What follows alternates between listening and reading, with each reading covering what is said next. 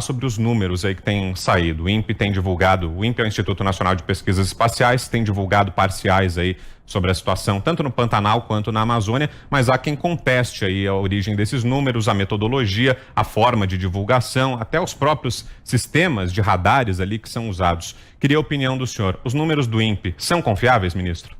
Não, eu entendo que os números são confiáveis. O que é preciso é esclarecer, porque muitas vezes aquele site da NASA, por exemplo, que é utilizado para fazer aquele mapa mundi, com vários pontos em vermelho, ali tem mais de um satélite. E quando você cita queimadas no planeta, o que se deve utilizar é a referência do satélite Aqua, que é um único satélite. Se você coloca como referência 4 satélites, você está tendo redundância, ou seja, está sobrepondo informações que já foram contadas na visão do outro satélite, cujo principal, como eu já disse, é o Aqua. O INPE também faz esse trabalho de se utilizar de diversos satélites e priorizar como deve ser o Aqua, que é a informação mais relevante. Mais uma pergunta, José Maria Trindade, por favor, Zé. Salve, ministro, é um prazer falar com o senhor aqui nos Pingos nos Is. Ministro, o senhor está sofrendo ali um cerco político e jurídico, né? Deputados e senadores estão acompanhando, vão pedir o impeachment do senhor. E no Supremo Tribunal Federal, ministro, há um inquérito muito, vamos dizer assim, diferente. A impressão que se tem é que o Supremo está tutelando o Executivo e o exercício da sua função de ministro de Estado. Como é que o senhor vê esse inquérito e essa tutela do Supremo Tribunal Federal no seu trabalho? Olha, Zé Maria, eu acho que nós temos aqui no Brasil o Estado Democrático de Direito, cada instituição tem o seu papel. Nós entendemos que algumas vezes sim, os juízes, os ministros do Supremo Tribunal Federal às vezes exacerbam a sua função, até porque é aquela máxima do direito que o juiz fala nos autos. Aqui no Brasil ele fala também fora dos autos. Mas, de qualquer forma, faz parte, né, do que nós estamos vivendo, nessa mudança, da quebra de paradigmas que representou a eleição do presidente Bolsonaro. Depois de 30 anos aí, praticamente de esquerda dominando o país, vem um conservador com uma linha liberal, que contraria, inclusive, a lógica das indicações para diversos cargos públicos que estão ocupando posições importantes em Brasília, e essa visão, né, nova que o presidente Bolsonaro traz, ela gera reações em diversos órgãos. Então nós temos agora, a sociedade está muito atenta, né? Não é à toa que o presidente vem aumentando a sua popularidade, e isso é um sintoma justamente da dedicação, da atenção que a sociedade tem a esses temas. Todos os poderes, legislativo, judiciário, executivo, terão aí a sua posição, o seu papel reacomodado, acredito eu, depois das eleições de 2018. Isso não se faz sem algum, digamos assim, sem algum barulho. Quem faz a próxima pergunta, ministro, é o Guilherme Fiuza, no Rio de Janeiro. Diga, Fiuza. Ministro, boa noite. Temos ouvido aí algumas denúncias sobre ocorrência de incêndios criminosos, né, feitos deliberadamente tanto na Amazônia quanto no Pantanal. Qual é a sua avaliação sobre essas denúncias? Fiuza, primeiro, essa é uma questão afeita à Polícia Civil dos estados, dependendo do caso, ou em outras medidas, quando se trata de terra indígena ou unidade de conservação federal, também pela Polícia Federal. Então são questões de polícia, porque quem coloca fogo propositalmente está cometendo crime. Agora, para além das eventuais queimas intencionais, né, e que em alguma medida deve existir, nós temos ilegalidades em vários campos do Brasil, nas cidades em várias modalidades, não seria inadmissível você dizer que no campo também não tem a gente cometendo ilegalidade. Acho que a questão a polícia, tanto a civil quanto a federal, está aí para investigar. Quem pôs fogo e de maneira comprovada deve ser punido, né? Sendo crime, proibido, né? Tem que ser punido. Agora, nós não podemos desconsiderar os aspectos tanto climáticos quanto aqueles decorrentes, como nós já dissemos aqui mais de uma oportunidade, decorrentes da ausência de fogo preventivo, da limpeza, né, do fogo frio, também aqueles decorrentes da ausência efetiva de medidas preventivas. Então, tudo isso se soma no momento em que, do ponto de vista de clima, de calor, de tempo seco, ventos fortes, esse fogo vai sendo cada vez mais propagado. Mais uma pergunta, Ana Paula Henkel. Diga, Ana. Ministro, eu gostaria de tocar naquele tweet que o senhor respondeu ao ator norte-americano Leonardo DiCaprio, onde claramente mostra uma hipocrisia, né? Um aí que clama tanto, entoa tanto esses cânticos a favor do meio ambiente, mas está sempre voando no seu jatinho particular ou sempre em fotos no seu iate. Eu gostaria que o senhor falasse um pouco mais sobre o programa Adote um Parque, que o senhor mencionou naquele tweet, né? Put your money where your mouth is, né? Porque é um ditado muito popular aqui nos Estados Unidos, né? Ponha seu dinheiro onde sua boca está. E eu gostaria muito que o senhor explicasse com mais detalhes esse programa de Adote um Parque que foi mencionado nesse tweet para o Leonardo DiCaprio. Ana Paula, obrigado pela pergunta. Acho que em matéria de hipocrisia, né, o Leonardo DiCaprio não navega sozinho, seja no seu jatinho ou no seu iate. Muitas pessoas navegam com ele nesse campo da hipocrisia. Muitos no exterior e aqui no Brasil também, né? Tá cheio de empresário, né, esquerda caviar, que anda de iate, jatinho, falando da Amazônia, e quando você coloca algo concreto sobre a mesa para ver se o pessoal vai participar, desconversa e procura outros caminhos. O que é o programa Adote um Parque? Lembrar que as unidades de conservação, né, federais, de acordo com a lei do SNUC, o Sistema Nacional de Unidade de Conservação, são 132 na Amazônia, parques, né, unidades de conservação, áreas protegidas, federais. Essas 132 unidades de conservação somam juntas território equivalente a 15% da Amazônia. O que nós estamos propondo com o programa Adote um Parque? Que cada um desses estrangeiros ou brasileiros, pessoas físicas ou jurídicas, adotem, sob o ponto de vista do patrocínio, uma dessas 132 unidades de conservação. A razão de 10 euros o hectare ou R$50 o hectare. Tem unidades, tem parques que tem 2.500 hectares, indo até 3 milhões e 800 mil hectares. Significa dizer que tem tamanho de patrocínio para todos os gostos. Eu até fiz uma proposta aos bancos na FEBRABAN, porque nós temos 118 entidades associadas à FEBRABAN. Então, 132 parques, se forem adotadas pelas 118 entidades da FEBRABAN, nós só precisamos correr atrás de mais 14 patrocinadores depois. O primeiro maior banco do Brasil adota o maior parque, o segundo maior banco, o segundo maior parque, o terceiro parque, e assim sucessivamente. Os lucros que esses bancos têm permitem tranquilamente que você possa adotar um parque desse nesse volume de recursos, R$50 por hectare, e com isso estarão fazendo algo concreto relativamente à preservação da Amazônia, uma vez que esse programa não tem função arrecadatória, não entra um centavo para o governo.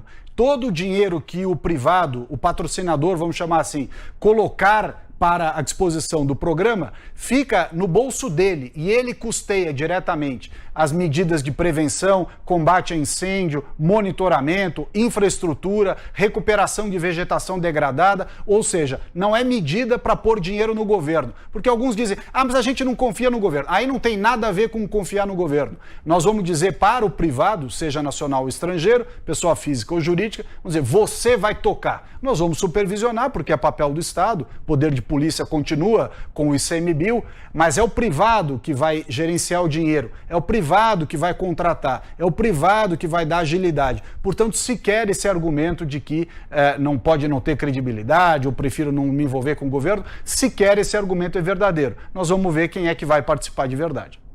O ministro, e a Ana Paula citou agora o Leonardo DiCaprio, eu lembro outro personagem internacional, no caso é um atleta, não um ator, o Lewis Hamilton, piloto da Fórmula 1, ele está estrelando também uma campanha da WWF dizendo que é preciso proteger a região da Amazônia das queimadas e do desmatamento.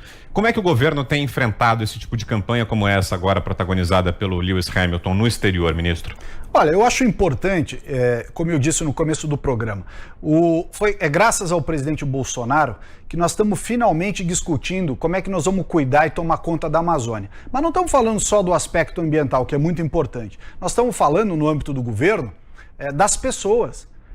que nós vamos fazer para aqueles 23 milhões de brasileiros, pessoas, seres humanos, que foram deixados para trás pelos governos de esquerda, enquanto a dona Marina Silva, Mink, toda essa turma viajava pela Europa ganhando o troféuzinho de sustentabilidade, os brasileiros estavam passando fome lá na Amazônia. Estavam sem saneamento, sem educação, sem saúde, sem transporte, sem moradia. Quer dizer, todos ganharam a sua plaquinha do honra ao mérito, mas a população ficou para trás. Então, pela primeira vez, o presidente Bolsonaro está colocando essa discussão em cima da mesa e dizendo, ok, como é que nós vamos cuidar da Amazônia? Quem vai trazer o desenvolvimento econômico sustentável para essa região? Gerar emprego, investimento. Não é distribuir dinheiro para acadêmico, fazer pesquisa que nunca termina, ONG fazer seminário na Europa para discutir a Amazônia. É criar emprego lá, com o pequeno empreendedor, o médio, o grande. Qual é a grande indústria farmacêutica que está na Amazônia? Nenhuma. Qual é a grande indústria de cosmético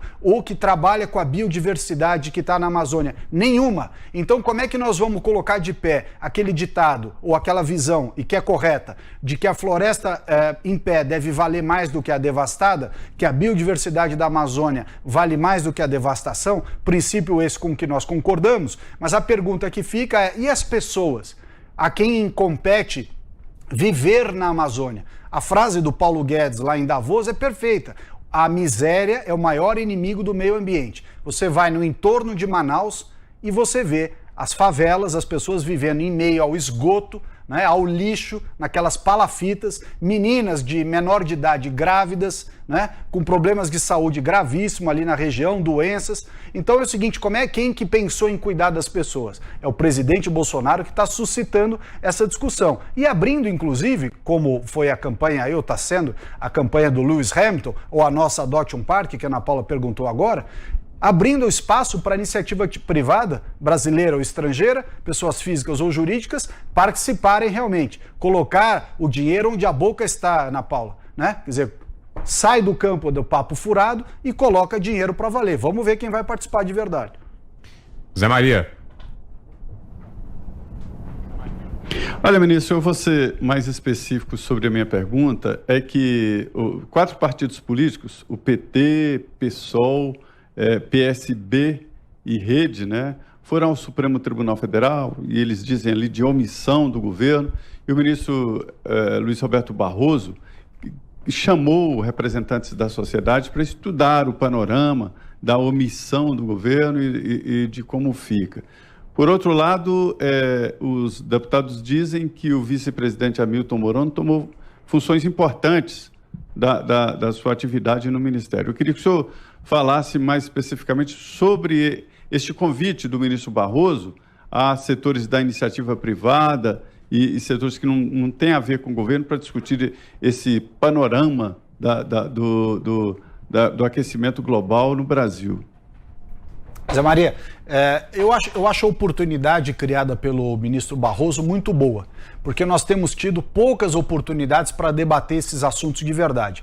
Por outro lado, há alguns aspectos do caso concreto. Por exemplo, se você pegar a lista, e eu sugiro que a Jovem Pan faça essa verificação, a lista de quem vai falar nessa audiência, você tem mais ou menos 15, 16 pessoas, entre autoridades, ministros, etc., para falar em prol do governo e 48 para falar contra, né? Então, eu acho que isso denota claramente qual é o caminho que se vai seguir. Mas, de qualquer maneira, né, eu e outros ministros do governo estamos bastante bem tranquilos com relação ao programa que nós estamos perseguindo em termos de coerência, né, de desenvolvimento sustentável, de ações efetivas. Essa ADPF que você se refere com relação ao Fundo Clima, né? Então a crítica era que nós não estávamos aplicando o dinheiro do Fundo Clima. Não, nós estamos aplicando. Só que nós vamos aplicar o Fundo Clima, esse ano já foram transferidos 580 milhões de reais para o BNDES, mas nós vamos aplicar nos grandes problemas ambientais brasileiros. Ou seja, universalização do saneamento num país que 100 milhões de brasileiros não tem coleta e tratamento de esgoto, 35 milhões não tem sequer água potável. Então essa é a prioridade, né? A outra prioridade é a gestão dos resíduos sólidos, do lixo. Qualidade do ar nos centros urbanos. Ou seja, a agenda de qualidade ambiental urbana, que também tem reflexos na questão climática, é a prioridade. O Brasil responde, Zé Maria Trindade, por menos de 3%, eu vou repetir, 3% das emissões do planeta. A Europa, dita toda ecológica, é cerca de 50%. Se você somar os Estados Unidos, a Europa, a China, a Índia, dá quase 75%.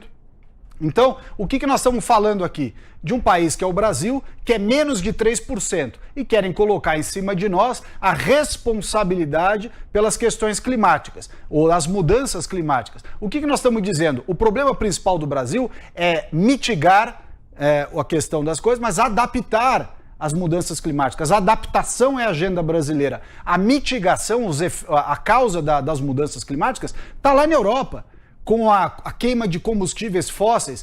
Porque o carro elétrico europeu. O carro elétrico europeu não é sustentável. O nosso etanol híbrido flex é que é sustentável. O deles tem a bateria de lítio que não pode ser reciclada. O carro, para se abastecer com eletricidade, tem que ir numa estação que queima carvão ou queima gás. Quer dizer, o problema climático do planeta não é culpa brasileira. Nós estamos sofrendo a consequência dos países desenvolvidos, notadamente na Europa, que graças à Revolução Industrial queimou as suas florestas e queimou combustível fóssil nos últimos 200 anos. Fiuza. Ministro, de fato, as crises econômicas pressionam a floresta amazônica, especialmente. A gente sabe que isso, durante a gestão petista, em que também se gestou a maior recessão da história, aumentou muito a pressão sobre a floresta. E o governo veio agora com um programa para, se não me engano, fortalecer a rastreabilidade da madeira cortada de forma legal versus a cortada de forma ilegal.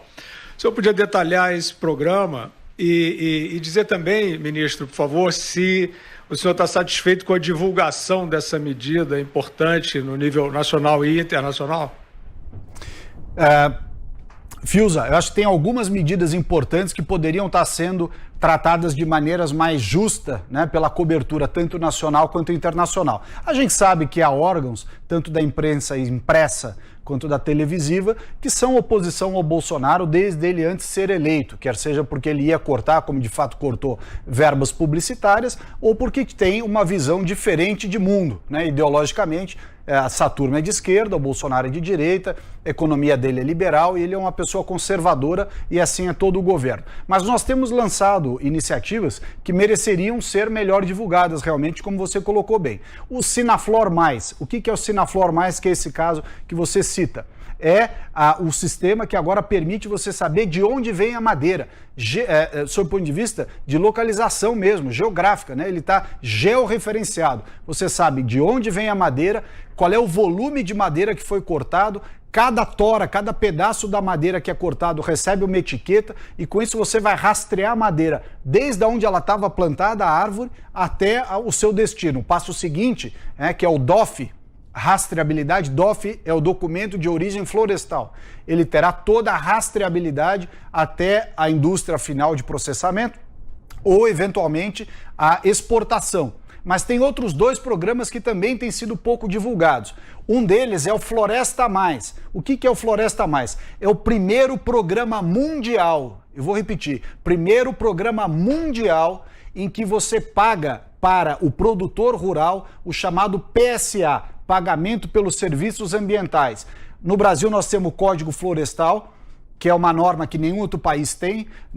No bioma amazônico, 80% da propriedade tem que ser mantida a título de reserva legal, Cerrado 35% e Mata Atlântica e outros biomas 20%. Então é justo que você remunere o proprietário pelo serviço ambiental que esta reserva legal e a recuperação das APPs, áreas de preservação permanente, prestam ao clima, ao meio ambiente, aos recursos hídricos, por exemplo. Este pagamento chama-se PSA, Pagamento de Serviços Ambientais. No Brasil, o programa Floresta Mais, nós pusemos 500 milhões de reais para começar remunerando aquele que faz as coisas direito na Amazônia, não é só fiscalização, controle, né?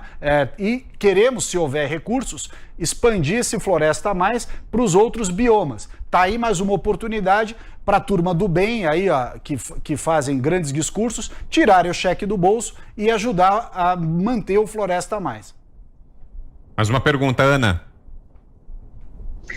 Ministro, a gente sabe que a agenda ambientalista hoje ela é usada como uma arma política, né? Tanto que a gente vê que a indignação e a preocupação elas são muito seletivas, né? Elas focam muito ali nos seus inimigos políticos ou oponentes políticos, com falácias inacreditáveis de como, por exemplo, a Amazônia é o pulmão do mundo, né?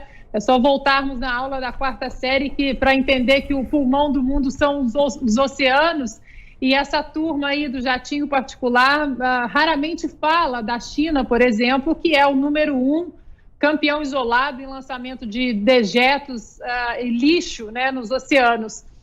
Dentro dessa agenda militante, digamos assim, houve alguma narrativa, alguma notícia que teve tomou de uma maneira prejudicial as mídias, e principalmente a mídia internacional, que o governo teve que intervir de uma maneira mais robusta, alguma coisa que possa ter prejudicado algum acordo ou algum contrato do Brasil com outros países?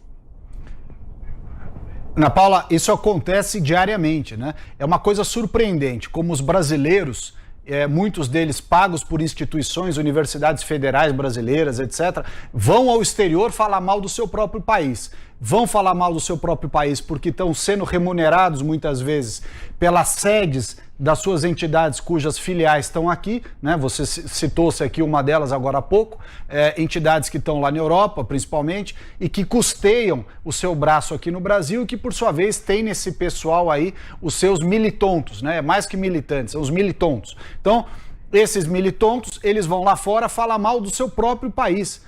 Isso atrapalha a imagem brasileira. Quando eu tive lá na viagem do exterior no ano passado e fui à BBC, a CNN, Fox, fui em várias televisões francesas, fui em jornais na Alemanha, todos eles indiscriminadamente diziam, olha, a maior parte das notícias negativas que a gente reproduz aqui no Brasil, aqui no exterior, vem do Brasil. Vem de jornalistas brasileiros, vem de acadêmicos brasileiros, vem de pessoas e entidades, ONGs e plataformas que ficam falando mal do Brasil lá fora, mas coisas brasileiras. É inacreditável. Nós temos que entrar justamente nessas questões. Você vê o tema das queimadas, né? A Folha de São Paulo publicou, acho que anteontem, que a fumaça das queimadas da Califórnia estão chegando na Europa. Então o pessoal só fala da fumaça do Pantanal e da Amazônia. E da Califórnia, que já está chegando na Europa, segundo a Folha de São Paulo. E a outra matéria que saiu também aí, mostrando um canal europeu, mostrando que tinha elefante fugindo do fogo na Amazônia. Quer dizer, uma coisa inacreditável, desinformação. Né? A fábrica de fake news que acaba acontecendo. E uma parte substantiva dela é motivada por esses brasileiros, que por sua vez fazem isso porque tiveram as suas torneirinhas fechadas, né? Fechou, né? Acabou aquele financiamento indiscriminado de pesquisas que nunca acontecem, de seminários no exterior, viagens e etc. Aí a turma fica sem grana aqui, vai gritar lá fora. O ministro citou agora esse episódio aí da TV alemã que noticiou as queimadas na Amazônia, ilustrando com a imagem de um elefante. A gente separou aqui, a gente tem aqui essa imagem, só para contextualizar para quem está nos assistindo aqui, aí na tela, a apresentadora com a legenda ali falando a respeito das queimadas na Amazônia, e atrás dela a imagem que ilustrava essa reportagem era a imagem de elefantes, que são animais que não são típicos ali da região da floresta amazônica. Ô ministro, mas o senhor está falando dessa campanha contra o Brasil no exterior e do impacto que isso pode ter. Queria saber sobre o acordo entre o Mercosul e a União Europeia. O senhor não participa diretamente das negociações ali, não, mas está envolvido no processo. Há poucas semanas, o vice-presidente, o general Hamilton Mourão, disse que o acordo poderia virar água, poderia ir para o brejo, estava sob risco o acordo por causa justamente dessa campanha de difamação contra o Brasil no exterior. É isso mesmo? O que disse o vice-presidente Mourão procede? O acordo corre o risco de não sair do papel? Olha, o acordo tem que ser bom para os dois lados, né? Tanto para o Mercosul quanto para a União Europeia. Os dois lados têm interesses comerciais em que o acordo aconteça. E os dois lados também têm os seus limites. Faz parte de qualquer acordo. O acordo ele é assinado num primeiro momento e vai sendo negociado aos poucos, os seus detalhes e tudo mais.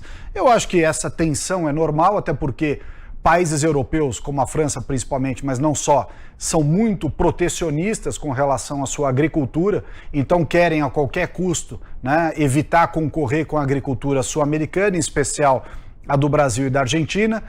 Então é natural que vá criando cada hora um pretexto para postergar a entrada em vigor. Mas eles também têm interesse no mercado industrial brasileiro, nós temos interesse em vender os nossos produtos lá na Europa. Então há um interesse recíproco e que transcende discussões pontuais. Agora, que uma série de interesses não confessáveis, né, principalmente lá dos protecionistas europeus, acaba embarcando nesse assunto do acordo União Europeia-Mercosul, acaba embarcando, isso é verdade. Mas está do agrado do Brasil o texto, então? Olha, acho que as coisas estão sendo negociadas pelo Itamaraty, né? O Itamaraty tem esse papel importante de negociar junto com outros ministérios, assim como os países do Mercosul. Esse não é um acordo do Brasil com a Europa, é um acordo do Mercosul com a União Europeia. Então, os diversos países da América do Sul, né, que compõem o Mercosul, negociam com a União Europeia. O texto vai sendo discutido e estratégias ou visões vão sendo atualizadas. Eu não acompanho diretamente ou diariamente essa negociação, então tenho aqui uma limitação para detalhar o fato concreto. Mas entendo que todo acordo é assim. Ele vai e volta, tem interesses locais, tem eleições também nos parlamentos europeus esse ano, né? Tem o lobby também dos agricultores franceses, tem as tradings que estão muito também na Holanda. Quer dizer, tem interesse de todo lado. Zé Maria, próxima pergunta, Zé. Olha, ministro, desde o governo Fernando Henrique Cardoso, o terceiro setor se tornou muito forte em várias áreas do governo, principalmente aí na área social e no Ministério do Meio Ambiente, né? As ONGs dominaram boa parte, inclusive, do orçamento. Eu até estranho, porque a organização não governamental, para mim, é organização não governamental, ou seja, longe de dinheiro público. Mas não, as ONGs são nutridas em boa parte ou por dinheiro público ou através de empresas que acabam se beneficiando de incentivos fiscais. Mas a minha pergunta é a seguinte, o motivo dessa disputa das ONGs contra o senhor e como o senhor pretende entrar nessa guerra contra as ONGs? É não negociar com ONGs ou selecionar? Como é que é a proposta do senhor? Zé Maria, como tudo na vida, né? Se for num condomínio, num bairro, numa escola, num clube, você tem gente legal, gente boa, gente com quem você se dá bem e pessoas com as quais você não tem afinidade. Eu acho que é natural. O assunto das ONGs é também isso. Tem ONGs que fazem um bom trabalho desconectado do governo. Tem ONGs que não fazem um bom trabalho, ainda que conectadas no governo. Você tem de tudo. O que a gente tem dito no governo do presidente Bolsonaro? Olha, o terceiro setor, a iniciativa privada, nacional, estrangeira, tem todo o direito de exercer as suas vocações, os seus desejos, desde que não seja com o dinheiro do contribuinte, né? O dinheiro do contribuinte aí é responsabilidade do Poder Executivo, que foi eleito para essa finalidade. É nossa obrigação, não é só um direito, é a nossa obrigação tomar conta disso daí. E aí eu não estou falando só do dinheiro do contribuinte diretamente, eu estou falando do dinheiro que entidades internacionais mandam para o Brasil e já mandam carimbado. Olha, eu vou doar para o Brasil tal recurso, mas é para entregar para tal ONG aí fazer tal projeto. Negativo. Se você quer fazer um projeto do seu gosto, da sua vontade, com as suas aspirações, faça com o dinheiro diretamente. Se passar pelo governo a qualquer título, terá de se submeter à visão do governo. Se não quiser se submeter à visão do governo, é direito de quem está doando ou quem está recebendo, mas não passe dentro do governo. Fiuza, mais uma pergunta. Ministro, o presidente Bolsonaro vai abrir a Assembleia Geral da ONU, das Nações Unidas. Desculpe. E a pergunta é, ele citará a questão ambiental e se por acaso o senhor pudesse subsidiar e possivelmente poderá subsidiar o presidente, o que o senhor diria para o mundo em relação ao meio ambiente no Brasil? Fiuza, o presidente tem essa característica de dizer o que pensa. Ele é muito transparente, espontâneo e fala a linguagem da população brasileira. e ele tem uma obrigação de atender o brasileiro, né? Então, a função do presidente da República é cuidar dos brasileiros, não é fazer média com quem quer que seja, né? E talvez tenha sido essa, do ponto de vista internacional, a grande mudança, né? As pessoas faziam média lá fora, ganhavam prêmios na Sorbonne, ganhavam prêmios na universidade de não sei aonde, e o brasileiro era deixado para trás. O presidente Bolsonaro não. Ele pensa no brasileiro em primeiro lugar, defende os interesses dos brasileiros, e a sua posição na ONU no ano passado já foi assim. Tenho a impressão que a posição, o discurso que o presidente adotará na abertura da Assembleia da ONU neste ano também será novamente um discurso de posicionamento, de franqueza, de dizer a verdade, né? De enfrentar os temas de frente. Esses temas incluem, evidentemente, a questão ambiental e incluem a questão ambiental chamando a atenção para os pontos de verdade, né? Para os pontos que ele entende que são os pontos a serem refletidos. Isso, e tem dito o presidente, eu repito também, isso sem nenhuma arrogância em se dizer dono da verdade, que o Brasil não pode receber e não pode refletir acerca de críticas ou sugestões, mas também está muito tranquilo em relação a convicção de que o Brasil, e essa é a mensagem que você me perguntou, o Brasil é dos países que mais preserva o meio ambiente no mundo. Nós temos 84% da floresta amazônica preservada, 66% da vegetação nativa como um todo no Brasil está preservada, aliás, muito em razão do nosso agronegócio que mantém, como eu já disse aqui, a sua reserva legal e as suas áreas de preservação permanente. A nossa matriz energética é limpa, enquanto a dos europeus é suja, gás, petróleo, né, carvão. A nossa não, é 83% limpa, 85% limpa, hidráulica, fotovoltaica, eólica e biomassa. Nós temos o etanol, exemplo de sustentabilidade para o mundo, e eles continuam queimando combustível fóssil ou carro elétrico abastecido em termoelétrica a carvão. E para fechar, ministro, última pergunta aqui da Ana Paula Henkel. Diga, Ana. Ministro, e por falar em energias renováveis e limpas, saindo um pouco da esfera do Brasil, eu gostaria de saber o que o senhor pensa sobre a energia nuclear. Eu li um livro recentemente agora do ambientalista norte-americano Mike Schellenberg, que morou no Brasil muitos anos, inclusive na Amazônia, e ele desmistifica muita coisa sobre a energia nuclear, mostrando que ela vem sendo útil e limpa. E eu gostaria de saber do senhor se ela seria uma opção viável para o Brasil. Bom, o Brasil, Ana Paula, o Brasil tem lá a usina de Angra 1, Angra 2, tem em andamento a Angra 3, que estava parada, aliás, passou parada com uma série de roubalheiras aí pelo governo do PT nos últimos 15 anos. A usina ficou parada, nós tomando prejuízo e tudo mais. A energia nuclear é uma tecnologia dominada no mundo e com um grau de segurança bastante elevado. Claro que é algo que suscita e exige cuidados especiais, mas ela cumpre um papel importante de segurança energética, né? O que é segurança energética? Se o sistema hidrelétrico, o sistema solar, né, o fotovoltaico, ou eólico, eventualmente, não suprirem a demanda, você ter uma reserva de suprimento de origem nuclear. Então, ela feita de maneira adequada, com toda a segurança, me parece ser uma energia complementar importante aqui no Brasil. E com isso, a gente vai, como eu disse no começo, a gente vai ampliando o nosso leque de alternativas energéticas, que o Brasil vai muito bem. Muito bem, agradeço então aqui ao ministro Ricardo Salles.